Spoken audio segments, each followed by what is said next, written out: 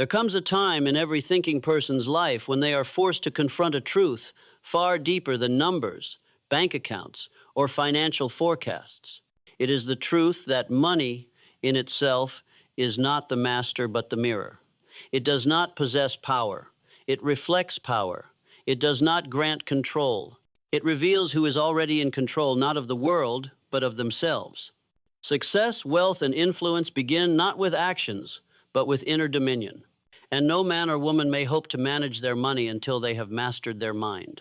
You may study all the balance sheets, interest rates, and investment strategies the world can offer, but until you have seized your emotional nature, disciplined your mental habits, and chosen your financial philosophy with definiteness of purpose, you will forever remain a servant to chance, a gambler dressed in a scholar's clothing, a beggar walking in circles, with a bag of gold in his hands and a hole at the bottom. Let me declare a law that governs every enduring fortune ever built. Wealth begins in the unseen world of thought. It is born from clarity, sustained by discipline, and protected by emotional detachment. No empire ever lasted on enthusiasm alone. No fortune ever endured on passion without principle. And no success story was ever written by a person who could not govern themselves. So let this be the first and final awakening. If you seek financial control, you must first gain inner control. If you want to master the art of money, you must first master the machinery of your own mind. And if you ever wish to rise above mediocrity and into the realm of real power, you must begin by severing the invisible chains that bind most men: emotional reactivity, mental fog, financial impulse, and the subconscious thirst for validation. Now listen, and listen well. You will never become rich by accident. You will never stumble into freedom. And you will never achieve power by reacting to the world instead of commanding your place within it. Money does not obey those who chase it. It obeys those who understand it. And understanding comes only to the calm, the clear, and the mentally disciplined. Principle 1. Definiteness of financial purpose. All wealth begins with a decision. A man without a purpose is a ship without a rudder, and a man without a financial aim is a slave to the system designed by those who do. The first question is not, how much money do I want? The first question is, who must I become to handle the responsibility of abundance without being destroyed by it? You are not yet ready for wealth until you possess the psychological character that wealth demands. And definiteness of purpose is the cornerstone of that character. The rich do not get rich by luck. They get rich by choice, a choice made so deeply that it alters their very identity. The poor man wakes up hoping the day will bring him something. The man of purpose wakes up knowing he must bring something to the day. Until you declare your financial aim with clarity, your money will wander just as your mind does. You will find yourself emotionally buying things to feel secure, donating money to impress others, saving out of fear rather than strategy, and earning only enough to survive because you have never demanded more. Here is a truth many will not want to hear. You are as rich as your philosophy allows. If you think like the masses, you will be paid like the masses. But if you think like a sovereign, if you define your purpose and pursue it without apology or hesitation, you will join the few who do not ask for freedom, but who walk in it. Your financial purpose is your compass. Without it, no strategy will save you. With it, even modest income becomes seed capital for something far greater. Define it, write it, obsess over it, and do not let it go. A man without a purpose reacts to the price of bread. A man with purpose buys the bakery. Principle 2. Emotional detachment from money. He who is ruled by emotion is unfit to rule over wealth. This principle is cruel, but it is just. Money is like fire, a powerful servant and a dangerous master. When you are emotionally attached to it, you make decisions not with intelligence, but with fear, greed, pride, and insecurity. And these emotions unchecked are the poison of prosperity. Let us define emotional detachment, not as indifference, but as the ability to act in accordance with reason regardless of the storm within. When the market crashes, the emotional man panics. The detached man analyzes. When opportunity knocks, the emotional man dreams. The detached man calculates. When insulted, the emotional man spends to impress. The detached man saves to build. Emotional detachment is not coldness. It is the heat of self-mastery under pressure. It is the stillness of a mind that does not drown in waves of desire or run from the gusts of scarcity. It is what allows a man to say, I feel the fear and I still choose discipline. I feel the greed and I still choose wisdom. I feel the impulse and I still wait, plan, act. To become emotionally detached is to become financially sovereign. You are no longer manipulated by salesmen, no longer fooled by trends, no longer enslaved by the need to prove your worth with purchases. Until you can see a dollar and feel nothing, not pride, not fear, not shame, not excitement, you are not ready to wield it. You must command it as a tool, not cling to it as a crutch. A fool and his money are soon parted because the fool believes the money is the power, but the wise know the power is in the detachment. The power is in the self that does not need the money, but knows exactly what to do with it when it arrives. Detach, and you shall rise. Principle 3. Self-discipline over spending. Show me how a man spends his money, and I will show you the blueprint of his mind. Every dollar spent is a decision not of economy, but of psychology. The undisciplined spender reveals his lack of order. He seeks to solve internal problems with external solutions. He buys attention when he feels invisible. He buys pleasure when he feels powerless. He buys distraction when he fears truth. But no wealth can last without discipline, and no freedom can be built upon the shaky foundation of impulse. Discipline is the bridge between intention and outcome. It is the mind's ability to say, not now, in the presence of temporary temptation, in order to say yes to the permanent reward. Every act of financial restraint is an act of spiritual sovereignty. When you choose to delay gratification, you are not withholding joy, you are training your nervous system to obey reason rather than reflex. Remember this, the man who cannot control his spending is the man who has no control at all. You do not need more money. You need more mental command over what you already have. You need to become the architect of your finances, not the janitor cleaning up after emotional purchases. Discipline is not austerity, it is clarity in action. It is knowing what matters most and refusing to be seduced by what matters now. It is the sword that cuts through the fog of consumption and keeps your path clear. Build the habit, practice restraint, study your patterns, replace impulse with intention. And above all, do not ask the world for freedom if you will not first free yourself from yourself. Principle 4. The power of calmness in financial decision. Making financial decision. There is a rare kind of man who, when chaos rises, becomes quieter. When the world panics, he becomes still. When the market trembles and others scream of loss, he simply watches, calculates, waits, and then moves with the precision of a mind untouched by noise. This man is not lucky. He is not emotionless. He is disciplined, and more than that, he is calm. Calmness is the fortress of all great decision makers. It is not passivity, it is not indifference. It is power under total command. It is fire that does not burn its wielder. It is the gold standard of all inner mastery. Most people live in a perpetual state of reactivity. News cycles, social pressures, family fears, subconscious beliefs all whisper into their ear every time they make a financial move. They spend because someone else spent. They invest because someone else profited. They run because someone else screamed. They imitate, they compare, they panic, they retreat. Calmness destroys this tyranny. It separates the sovereign from the slave. The calm mind does not rush. It asks, what is true? What do I know? What can I control? What do I want? In calmness, your purpose returns, your power reawakens, and most importantly, your accuracy improves. Let me speak plainly. The average man fails not because he lacks intelligence, but because he lacks control. And the man who cannot remain calm will never keep what he earns. Without calmness, even the rich grow poor, because their minds race ahead of their reason.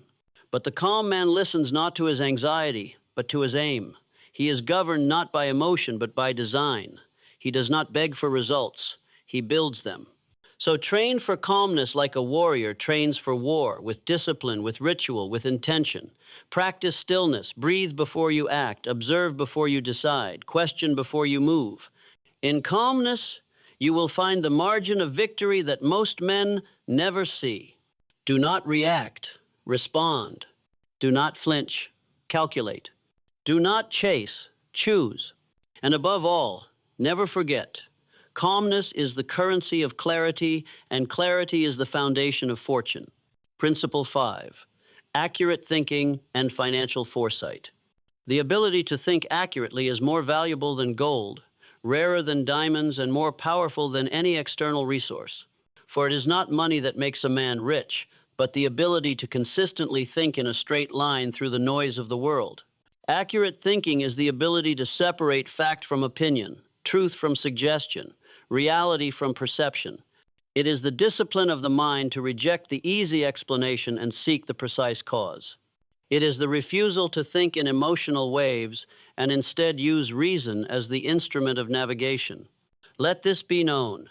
Most people are financially poor not because they lack opportunity, but because they are mentally imprecise. They do not think, they assume. They do not calculate, they imitate. They do not discern, they accept. And worst of all, they confuse feelings for facts, which is the surest path to ruin. Let me offer you this formula, simple in its structure but profound in its application. Facts plus clarity of purpose plus calm observation equals right decision. The man who practices accurate thinking is a master of cause and effect. He knows that every action produces a result. Every dollar placed has a destination. Every contract carries a cost. Every desire, unchecked, becomes a trap. He does not think merely for today. He projects, he evaluates, he considers the unseen. He is not swayed by emotion nor seduced by the masses. He is precise and therefore he is powerful. If you would rise to the upper realms of financial achievement, cultivate this one skill beyond all others, the ability to think without illusion. How? By asking better questions, by distinguishing between what you know and what you only believe, by analyzing your thinking patterns as rigorously as you would your bank statement, by accepting nothing at face value, especially your own assumptions. Accurate thinking is the discipline of kings, the tool of builders, the refuge of all who seek to lead their lives instead of being led. So remember, to master your finances, master your mind. To master your mind, master your thinking.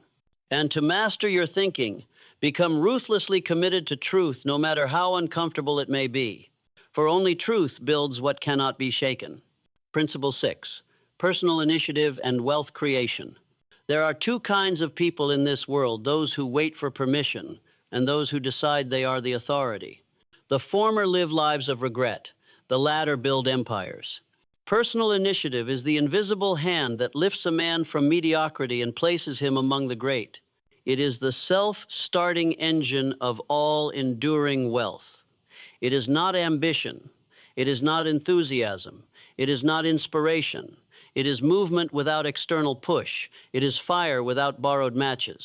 A man of personal initiative does not wait to be told what to do. He sees what must be done and begins. He does not ask, "Can I?" He declares, "Watch me." This trait, more than any degree or connection or inheritance, determines your fate. Because while others discuss, prepare, and delay, the man of initiative is already acting. He is already failing faster, learning faster, earning faster, becoming stronger. And in the world of wealth, speed with precision is a weapon. Understand this. Every fortune begins as a seed in the mind, but it requires action to grow. Not random action, but directed, relentless, strategic effort, even when afraid, especially when unsure. There is no perfect moment. There is no flawless plan. There is only the choice to rise, to begin, to move. You will not get rich by accident. You will not build wealth waiting for comfort, and you will never be free until you stop asking for approval. The world does not owe you success, but it will reward you if you take it with intelligence, with discipline, with responsibility. This is the paradox. The more you act as if no one is coming to save you, the more you become capable of saving others. So start where you are. Use what you have. Act as if the burden of destiny is upon your shoulders, because it is. If you take the initiative, you take the power. If you delay, you surrender it. Principle 7, mastery over emotional triggers. Finally, we arrive at the most invisible of all chains, the unconscious emotional triggers that dictate the financial fate of most people without their knowledge. You see, the mind is not a vacuum, it is a battleground. And within it dwell beliefs, memories, wounds, and stories, many of which were implanted before you had the power to examine them. Every time you say, "I'm not good with money," you are quoting a ghost. Every time you avoid investing because you fear loss, you are obeying a memory, not making a decision. Every time you spend out of guilt, or give out of fear, or hoard out of scarcity, you are reacting, not thinking. Until you bring your emotional triggers into the light, they will run your life in the dark. So, the final principle is this: you must master the roots of your reactions if you wish to master the results of your finances. Do not merely look at what you do with money, examine why. Ask, why do I fear losing what I earn? Why do I feel unworthy of more? Why do I buy when I feel lonely? Why do I avoid financial responsibility? These are not casual questions. They are surgical instruments, and if you use them, you will cut the cords that bind your future to your past. You must reprogram the machine. You must replace emotional reaction with conscious intention. You must install new beliefs, new associations, new standards. This is not done once. It is done daily, through repetition, through autosuggestion, through visualization, through the company you keep, through the books you read, through the thoughts you allow. This is not merely money management. This is identity transformation. When you conquer your triggers, you no longer chase money, you attract it. You no longer fear loss, you respect it. You no longer imitate success, you embody it. You become not a financial technician, but a financial philosopher, a master of mind, a builder of reality, a source of calm, order, and clarity in a chaotic, emotional, reactive world. And that, my friend, is what makes you unstoppable. There is a door. It does not appear in the physical world. You will not find it on maps, nor in vaults, nor in the scattered treasures of the marketplace. This door exists in the mind, and it separates the few who rise from the many who submit. On one side of the door, emotional chaos, financial confusion, dependence, envy, fear, the endless dance of working to survive but never thinking to rule. On the other side, clarity of purpose, control over desire, discipline over spending, detachment from illusion, sovereignty over money, command over one's mind, and ultimately, the one thing most men fear to earn but secretly crave to hold: absolute responsibility. Responsibility for your wealth, responsibility for your fate, responsibility for your inner world. And hear me well, until you take responsibility for every thought that enters your mind, every dollar that leaves your hand, every emotion that crosses your heart, you will remain outside the gates of wealth, begging the universe for a fortune it has already placed within you. Because money is not the reward. Mastery is. Money is just the shadow. You must become the substance. You say you want success? Then earn it in silence, in discipline, in stillness, in thought, in repetition, in focus, in the refusal to be ruled by anything weaker than your highest aim. Do not look at what the world calls rich. Look at what the world fears: the man who cannot be tempted, the man who cannot be bought, the man who thinks for himself, spends with purpose, and walks with inner peace because he does not seek validation, he radiates certainty. That man is you, but only if you choose. The time has come to break the contract you signed with fear. Tear up the agreement you made with mediocrity. Burn the script that told you money was evil, that wealth belonged to others, that you must ask for permission before rising. You are the authority now. Your thoughts are the counsel, your purpose is the law, your discipline is the enforcer. And the kingdom you seek is not out there. It is being built, one mental decision at a time, within you. Let others chase tactics. You master principles. Let others react. You respond. Let others consume. You create. Let others drift. You direct. Let others beg. You build.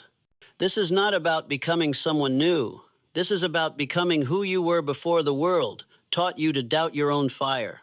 Inside you is a genius that does not panic, a warrior that does not flinch, a leader that does not ask for applause. Inside you is the silence that outlasts storms, the clarity that outthinks confusion, the vision that transcends time. And that part of you, the real you, does not wait. It decides. It declares. It disciplines. It does. Now is the hour, not tomorrow, not when you feel ready, not when the economy looks stable or your friends believe in you. Now, now, you sever the ties to emotional spending. Now you take dominion over every dollar. Now you command your energy, your calendar, your habits, and your hunger. Now you walk forward with the calmness of a man who no longer runs from fear but uses it as fuel. You will feel doubt. Let it come and do it anyway. You will feel resistance. Let it speak and act anyway. You will feel tempted. Let it dance and hold your standard anyway. This is the way of all builders, all kings, all sovereigns, and make no mistake, the world is waiting for men and women who rule not with noise, but with calm, not with display, but with clarity, not with emotion, but with mastery. You are not here to survive the system. You are here to outgrow it, redesign it, and rise above it. And to do that, you must start within with discipline, with thought, with silence, with strength, with detachment, with purpose. So the next time you hold a dollar, do not ask what it can buy. Ask, what does this represent about who I am becoming? The next time you want to spend out of emotion, ask, does this serve the man I am building? The next time the world seduces you to react, to chase, to prove, remember, kings do not chase, builders do not beg, and minds trained in mastery do not flinch. You now have the blueprint, you now hold the mirror, and you now face the decision. Live by reaction or live by rule. Be owned by money or become its master. Build your empire or remain a servant in someone else's. But above all, remember this. The greatest fortune you will ever earn is the mind you build to create it. Now go. Think with purpose. Detach with power. Spend with discipline. Move with calm. Decide with accuracy. And act with the full force of a will that no longer waits to be free, but declares that freedom now. This is your time. This is your throne. And this is the beginning of your unstoppable rise. And yet, before you walk through that final door, the door that separates the distracted from the disciplined, the emotional from the sovereign, the wandering from the wealthy, there is one more chamber of thought through which you must pass.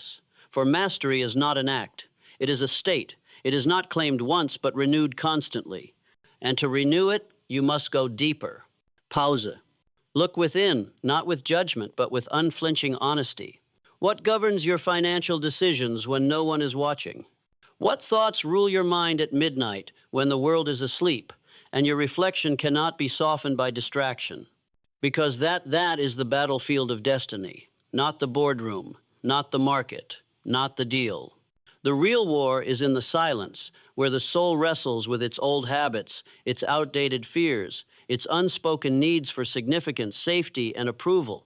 The emotionally undisciplined man thinks money will silence his demons.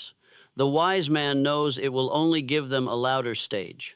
That is why you must purify the motives before the money arrives. You must reforge your character in the furnace of intention, long before the gold touches your hands.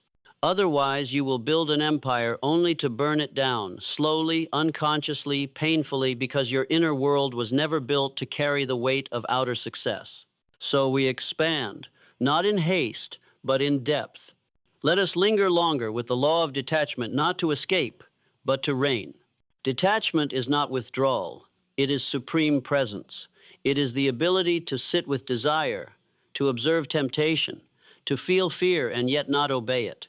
The detached man does not kill emotion. He commands it. He hears the scream of doubt and whispers back, "You are not in charge anymore." He does not numb himself to the rise and fall of fortune. He simply rides the tide like a sailor who has studied the sea. He knows the market will shift, people will betray, plans will unravel, but none of it touches his core because his center is not in outcomes. It is in principles. To live this way is to be untouchable, not in arrogance, but in poise. The emotionally reactive are tossed by every wave. The emotionally detached become the lighthouse. What makes such a man calm? It is not apathy, it is architecture. His thoughts are structured. His aims are ordered. His emotions are acknowledged, but never enthroned. He has built himself like a cathedral, layer by layer, choice by choice, habit by habit, until his very presence quiets the chaos around him. Would you become this man? Then begin with your breath. Then command your reactions. Then notice your financial rituals and break the ones that serve your insecurity instead of your future. You see, there are people who have mastered numbers but never mastered themselves. They calculate taxes, optimize portfolios, diversify assets, and yet they are prisoners of pride, hoarders of fear, addicts of applause. That is not wealth, that is a gilded cage. Real wealth, the kind that cannot be stolen, taxed, inflated, or lost, begins the moment you say, I am not my bank account, I am not my impulses, I am not my fears. I am the designer of this mind and the sculptor of this life. Then and only then can the outer fortune be trusted. Because then and only then will you no longer be its slave. Let us expand further into initiative. Most men wait for momentum, but the great ones create it. They do not wait for perfect weather. They learn to plant in the storm. They do not hope the market favors them. They prepare to dominate regardless. And what fuels their initiative? Not motivation. Motivation fades, not applause. Applause is fickle. What fuels them is a decision, burned into their very identity. I will rise, no matter what. That is the fire of wealth creation, the internal demand to act when most hesitate, to begin when others analyze, to move before the world grants permission. And every time you hesitate, ask yourself, what am I waiting for?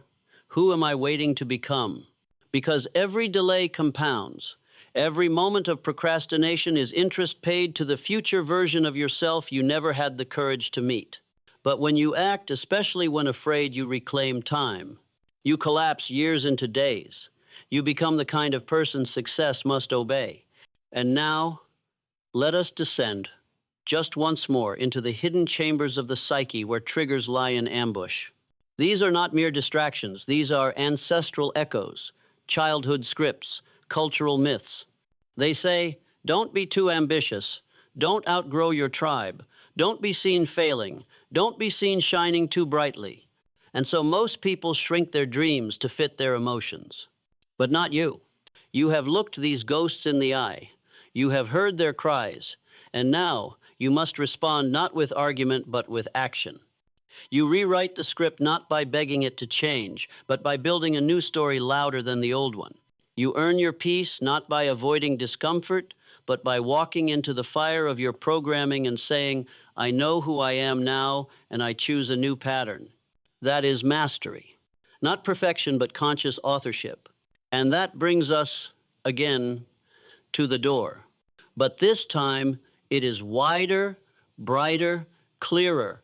Because now, you no longer see it as a future place. You see it as a present decision. You are no longer trying to find the path. You are realizing you are the path. The 7 principles are not ideas. They are identities. They are not outside you. They are your nature, once remembered. So take the next breath, not as the person you were before this speech began, but as the one who has awakened. You now understand. Wealth is a result. Mastery is the cause. Money is a tool. You are the hand. Desire is loud. Discipline is law. Success is not luck. It is structure, thought, clarity, and will made visible. So build quietly, lead calmly, decide daily, and above all, rise intentionally, for the age of chance is over. This is the era of the builder, the thinker, the sovereign, and your kingdom begins now. There are those who ask, how do I change my financial situation? But they ask too late. The question is never how to change your finances. It is how to change your mind. You do not fix your money first. You fix your patterns. You fix your inner script. You fix the way you breathe when you feel unworthy. You fix the way you speak when opportunity knocks. You fix the way your shoulders fold when life challenges your authority. And the moment you fix those things, the world bends accordingly. Let me now offer you a truth hidden from the masses, but known to every builder of empires. Your financial ceiling is not determined by your job. It is determined by your nervous system. The nervous system is the soil in which your destiny either thrives or withers.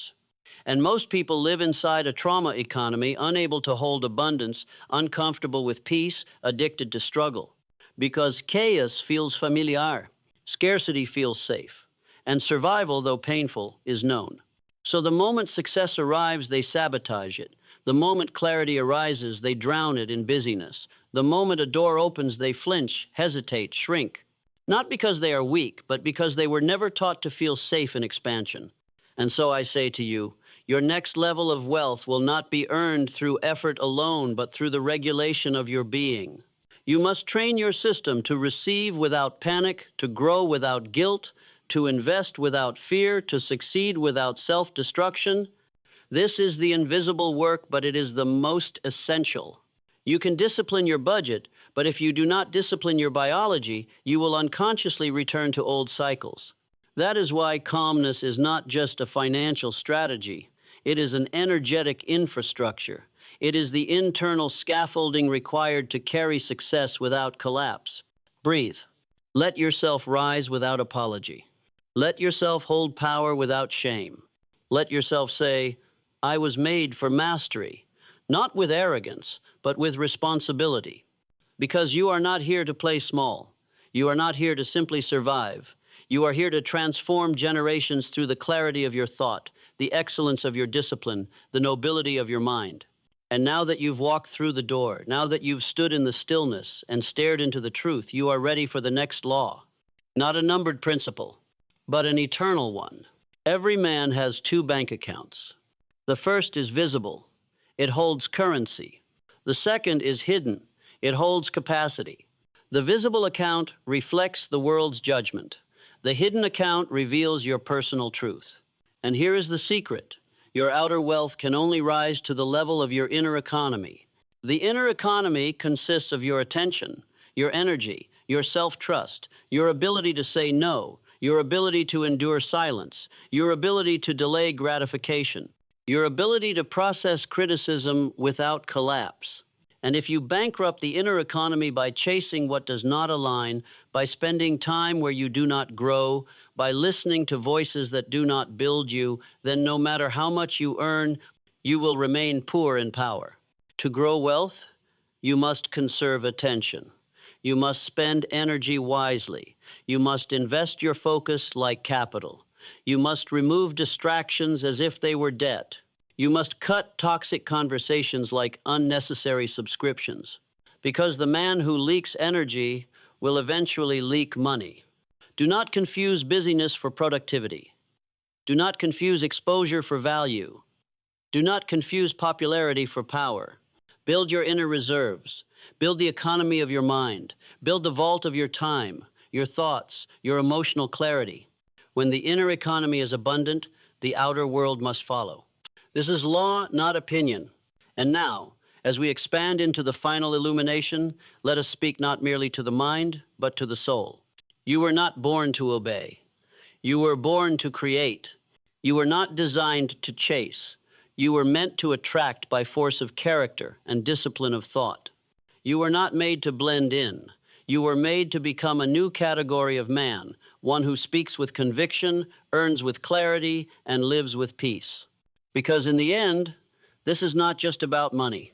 It never was. It is about the architecture of greatness. It is about who you must become to hold wealth without bowing to it, to own riches without being owned by them, to walk through this world not as a consumer of noise, but as a creator of order. So let us leave behind all childish notions of quick success. Let us abandon every shortcut, every lie, every fantasy that tells you you can rise without rising internally first. Number. You will earn this with sweat, with silence, with the unseen work done in the lonely hours where no one claps, no one sees, no one validates, but you persist. Because you are not performing for the world anymore. You are building in the dark what will one day shine in the light.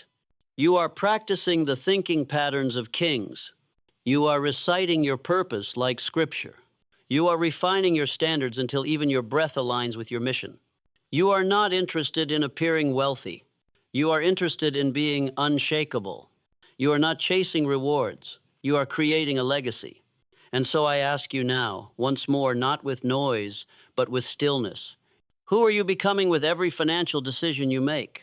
Because you are becoming someone, always. You are either reacting or you are creating. You are either returning to survival or you are ascending into sovereignty. There is no neutrality. There is no pause. There is only motion, and your mind is the compass. Now, choose your direction. Choose your identity. And let every thought, every dollar, every decision from this moment forward reflect that higher self, the one who no longer waits, no longer asks, no longer begs, but who declares, I am ready. Not ready to be rich, ready to be responsible, ready to be clear, ready to be calm, ready to be disciplined enough to build what no storm can touch. And that is how empires are born, the law of energetic leverage. What most men misunderstand is this. Money is not made by doing more. It is made by aligning more. We live in an age of exhaustion disguised as ambition.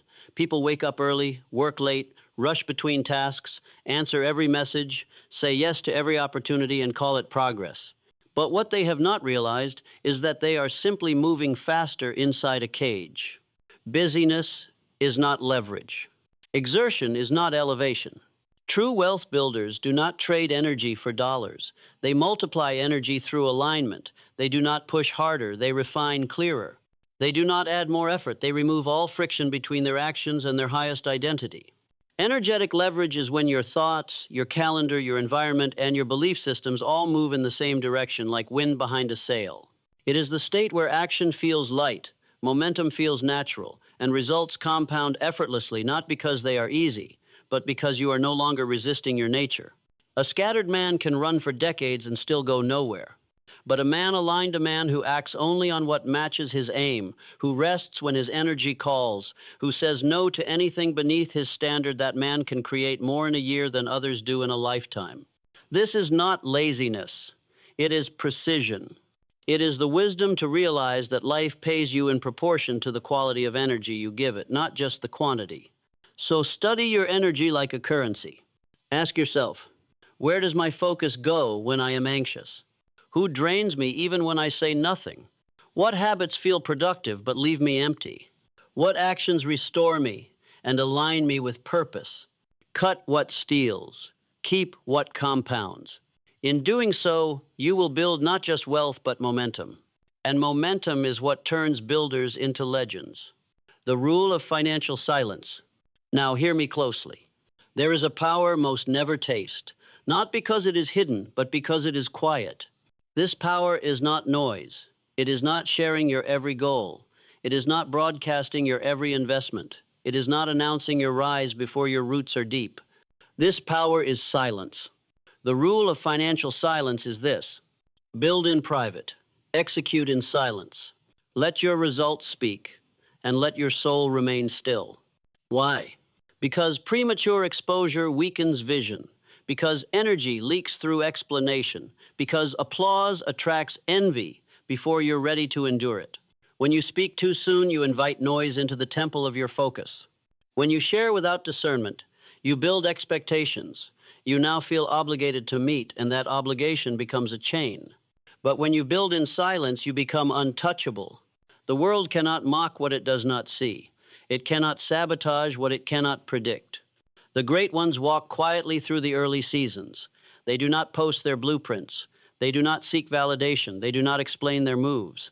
They master in private, so they cannot be broken in public. So if you are building a new identity, let it grow underground first. Let it root in solitude. Let it be strong enough to endure the storm before you show the fruit. Remember, oak trees do not ask permission to rise. They simply do. And when they do, the forest watches in awe. You owe the world your work, but you do not owe it your process. The identity of the builder. And now, the final stone. If you forget all else, remember this: you do not rise by changing actions alone. You rise by changing who you believe you are. Every man who masters wealth, who commands his mind, who detaches from reaction, who builds with peace, every one of these men became this not by chance, not by willpower alone, but by assuming the identity of the builder. The builder is not a role. It is not a phase. It is not a job. The builder is a soul-level decision. From this moment on, I do not wait for the world to give me a life. I build it, thought by thought, standard by standard, brick by brick. And once that identity takes root, everything changes. You no longer ask, can I do this? You ask, how do I refine this? You no longer doubt whether you belong. You move as if the mountain was placed before you so the world could see it fall. Because the builder does not worship obstacles, he uses them. The builder does not beg for certainty. He manufactures it through structure and repetition. The builder does not hope for wealth. He becomes someone who cannot help but attract it because his systems, his discipline, his calm, and his standard refuse to allow anything less. And so you must now look into the mirror, not as the person the world once named, but as the person you have chosen to become. Speak it, feel it, become it. Say, I am no longer a wanderer. I am the architect. I am no longer a reactor. I am the composer. I am no longer a beggar for wealth. I am the builder of it because I have mastered the one tool all wealth obeys, my mind. Let that be your oath. Let that be your creed. Let that identity become your compass, your blueprint, your banner, and your legacy. And so we arrive, not at the end, but at the beginning of a life no longer governed by accident, but by law, not lived by reaction, but by design, not built from fear, but from purpose, power, and principle. The 7 timeless principles are no longer theory. They are breaths. They are rhythm. They are your inheritance.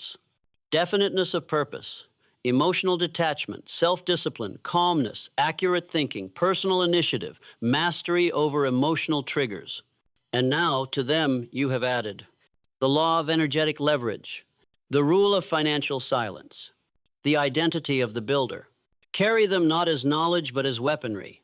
Engrave them not in your notes, but in your nervous system. And from this day forward, let no decision escape your standard. Let no dollar move without intention. Let no emotion pass without examination. Let no moment be wasted without construction. You are the builder now. And the world bends to those who build in silence, think with precision, act with power, and move with the calm of kings. Go forth, build well, and never again forget who you are.